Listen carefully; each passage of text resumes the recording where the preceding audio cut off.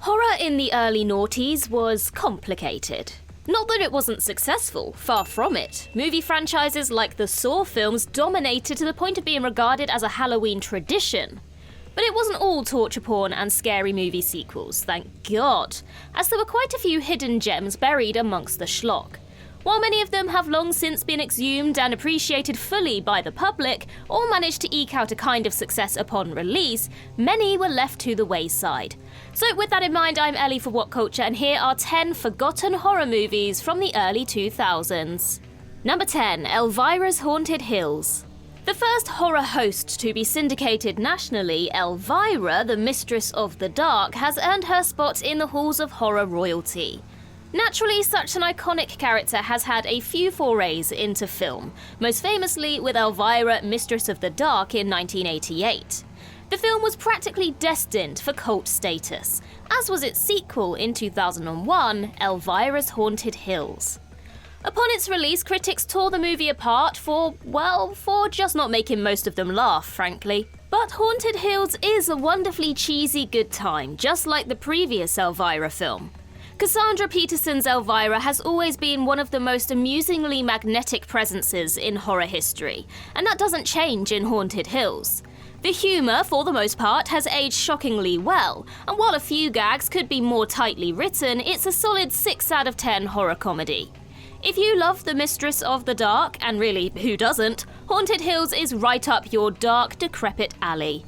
Number 9, Creep. The London Underground is one of those perfect horror settings. Although most Londoners embark on it as part of their daily commute, that doesn't take away this overwhelming eeriness it has, especially at night. Creep is one of the, creepiest explorations of the anxieties inherent to the London Underground, a film that moves and behaves less like a narrative and more like a nightmare you can't wake up from. The setup is that a woman has got blackout drunk on her way to a party, and contrary to every anecdote from Londoners who have been in this girl's exact scenario, wasn't thrown out onto the street by security come closing time. She wakes up in the underground alone with nothing to do but wait until morning. Which would be fine if she were alone. Even when the film stays in the brightest lit sections of the underground, the dizzyingly bright lights just feel uncomfortable, and when it moves into the tunnels, it's replaced with an oppressive, suffocating darkness. Not to give too much away about what happens next, but suffice it to say, you won't forget it, and you'll definitely be thinking twice before taking the tube at night. Number 8, Willard. If you have musophobia, welcome to your worst nightmare. 2003's Willard, a remake of the 1971 horror classic, starred everyone's favourite gonzo weirdo, Crispin What-Is-It Glover. It tells the story of the eponymous Willard, a beaten-down young man who finds out he has an unnatural connection to the many, many rats that haunt his late father's old estate. He proceeds to use this power to exact revenge on the people who have wronged him. 2003's Willard ditches the original's early 70s faux realism in favour of being closer to an origin movie for an obscure Batman villain. Everything from the music to the cinematography to the way the film frames Willard and his rats, you keep expecting the picture to cut away from him and reveal the plucky superhero who will be our actual protagonist. The fact that that never happens is what transforms this into a horror movie. While the film is deeply flawed, its unique energy more than picks up the slack, making for a fun late-night watch with friends. Unless you're scared of rats. Number 7, Cherry Falls.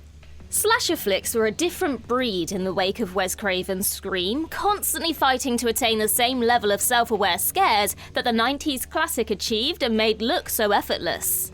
Cherry Falls was one of many pretenders to Scream's throne, but deserves to be looked at on its own merits as a fun, sick thrill ride.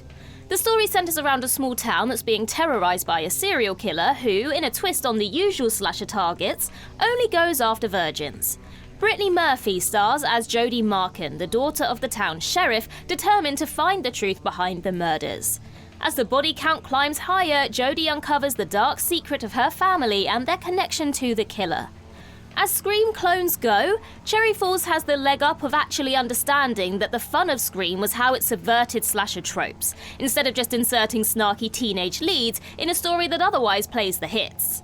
Having the killer exclusively target the character trope that's typically the last one out in your usual slasher fare makes for a fun gimmick to build a solid 7 out of 10 movie on. Number 6. Joyride. Ever wanted to know what would happen if one of the early Fast and Furious movies got invaded by the truck from Duel? Well, you should check out 2001's Joyride. Joyride is a different kind of horror movie for the time. While many were still following the slasher template of being trapped in a single place with an entity that desperately wants you dead, this picture went for the angle of nowhere being safe, because the entity in question has an 18-wheeler, and you don't. Joyride sees Paul Walker playing a dude going on a cross-country road trip to meet the girl of his dreams, and due to typical arsehole horror movie protagonist shenanigans, ends up pissing off the wrong truck driver. Rusty Nail, as he calls himself over the CB, proceeds to torment and hunt down Walker and all of his friends on the road. While other horror movie killers like to be sneaky, Rusty Nail stands out for being 18 wheels of unsubtle death. And the fact that we never really see his face, while costing him that sweet, sweet horror iconography, makes him even more terrifying. Check this one out if you're looking for something a little bit different in your slasher thrillers. Number 5. Deathwatch. You'd think it would be rather pointless to make a World War I horror movie. World War I being such a horrific chapter in human history already, adding ghosts and ghouls into the mix, well, who'd notice, frankly? And indeed, Deathwatch feels like a war movie that took a wrong turn at Transylvania and stumbled into horror by accident. Fortunately, Deathwatch is aware of this and plays into it to add to the horror. The best part of Deathwatch is the scale and detail in its portrayal of the war on such a measly budget. The opening scene manages, through clever lighting and editing, to make a few dozen soldiers feel like hundreds. When the movie settles into the trenches that will be the setting for the rest of the film, the startling attention to detail gives the viewer such a cold, wet, dreary sense of place. What makes the film so effective is that you're never given all the answers on whether there is something evil in the trenches with these men, if the shell shock of the war has just driven them all crazy, or if they all died in the opening and this is their purgatory. Deathwatch is a bleak, stark look into the bowels of human nature, like all great World War I movies, but with that extra horror twist to make it stand out. Not perfect, but definitely worth a watch. Number 4. Frailty. No list about horror movies is complete without at least one religious trauma movie. Quite literally, in Frailty's case, as the film centres on a father who is hopelessly convinced that an angel has visited him to order him to commit a lot of murder. What makes Frailty really work are the performances. Bill Paxton, who also directed the film, plays the part of the father with a mix of brutality and shocking nuance, an otherwise good man utterly lost in the maze of his hallucinations and dragging his 2 sons down with him, even as he's convinced he's doing the right thing. Powers Booth also stars as the FBI agent hearing all of this second-hand from Paxton's son, giving an instantly memorable performance as the determined investigator out to find the God's Hand killer. Telling any more would be giving away the twists, and really you should just go see it for yourself. Frailty is a fantastic bit of horror, suspense, and mystery. Number 3. May. Loneliness is, and has always been, one of those emotions that our brains just aren't equipped to handle for very long. So it's no wonder a lot of cinematic killers share intense isolation as a notch in their backstory bingo cards. 2002's May takes that idea and bolts with it into abject depravity. May can be easily compared to Stephen King's Carrie. Indeed, none other than Roger Ebert did just that when the film released, in that both are about deeply troubled souls that have been hurt by a society that refuses to understand them. But while Carrie paired that with metaphorical and incredibly dangerous psychic powers, May remains terrifyingly grounded. This story of a woman with a lazy eye being mistreated and betrayed by everyone in her life until her mind unravels didn't receive the recognition it deserved when it first came out. But if this kind of sick, swing-for-the-fences kind of movie is your jam, 2003's loss can be your gain. Number 2. Bubba Ho-tep. Bruce Campbell is a national treasure, and among his fans, one film stands out, even amongst his magnum opus of the Evil Dead pictures: Bubba Ho-tep. Bubba Ho-tep is a monster movie set in a retirement home and starring 2 senile old men.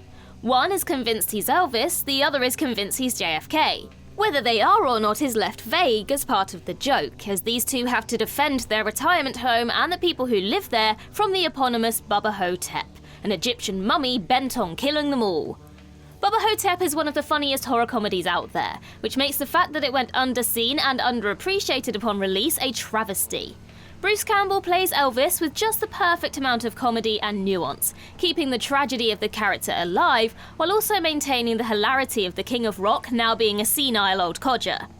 If you're looking for a good laugh to go along with your scares, then you can't go wrong with Bubba Ho-tep. Number 1. Bones. The most slept-on horror film of the early 2000s is, without a doubt, the criminally underseen Bones. Sabotaged out the gate by awful distribution by New Line Cinema, Bones is basically a Jordan Peele movie, a full decade and a half before Get Out, a racially and politically charged horror movie starring Snoop Dogg. While not the scariest movie out there, even by the standards of the other films on this list, Bones is easily the most interesting. The story sees a murdered community leader, the eponymous Jimmy Bones, coming back as a demon to wreak terrible vengeance on the people who destroyed him. His targets include a cop who introduced drugs into the community to rot it from within, and the treasonous friends who aided in the scheme to better themselves. A story steeped in the history of the American government's many violent crimes against black communities, embodying centuries of anger in one righteous ghost, whom Snoop Dogg gives brilliant life and nuance. Bones may not be the scariest horror flick you can put on for movie night, but it makes up for it by being a compelling story rooted in history with an awesome cast. More than worthy of the top spot on this list.